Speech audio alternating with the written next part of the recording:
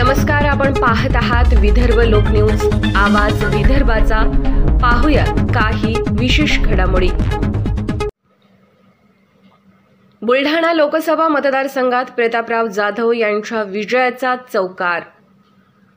बुलढाणा लोकसभा मतदारसंघाचे महायुतीचे उमेदवार प्रतापराव जाधव यांनी याआधी 3 वेळा निवडून येत विजयाची हॅट्रिक केली होती आणि आता चौथ्यांदा निवडून येऊन विजयाचा चौकार मारल्याची भावना कार्यकर्ते व पदाधिकारी यांनी लोकसभा निवडणुकीचा निकाल जाहीर झाल्यानंतर व्यक्त केली।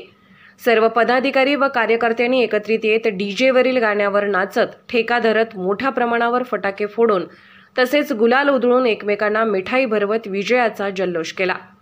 यावेळी बुलढाणा भाजपा जिल्हाध्यक्ष सचिन देशमुख, गजानन सरोदे, अभिमन्यू भगत, अनिल जयस्वाल, कैलास पाटील, सुनीता म्हसाळ, परीक्षित ठाकरे, सरपंच दीपक वाघ, उमेश येऊल, लता तायडे, राणेबाई आरती पलन, द्रौपदी हागे, सुनीता नानकदे, बाळू पाटील, निलेश शर्मा, पंकज देशमुख, रामा इंगळे इत्यादींची उपस्थिती होती।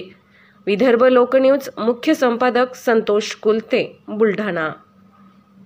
लोकसभा मतदारसंघाचे महायुतीचे उमेदवार प्रतापरावजी जाधव साहेब यांना बुलढाणा लोकसभेतील मतदारांनी, सर्व कार्यकर्ते, महायुतीचे कार्यकर्ते व पदाधिकारी व नेत्यांच्या अथक परिश्रमातून चौथ्यांदा प्रतापराव जाधव हे निवडून आले आणि भारतीय जनता पार्टी आणि महायुतीचं सरकार माननीय नरेंद्रभाई मोदी यांचं तिसऱ्यांदा विजयाची हॅट्रिक या माध्यमातून झालेली आहे। मी सर्व मतदार बंधूंचे व कार्यकर्ता बंधूंचे सर्वांचे आभार व्यक्त करतो आणि सर्वांना विजयाच्या शुभेच्छा देतो।